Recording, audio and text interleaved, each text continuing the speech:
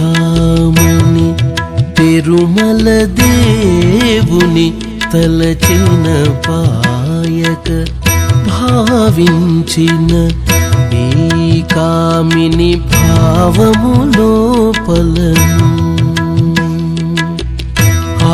విభుడే తానుండిక ఆతడే తానెరుగగవలె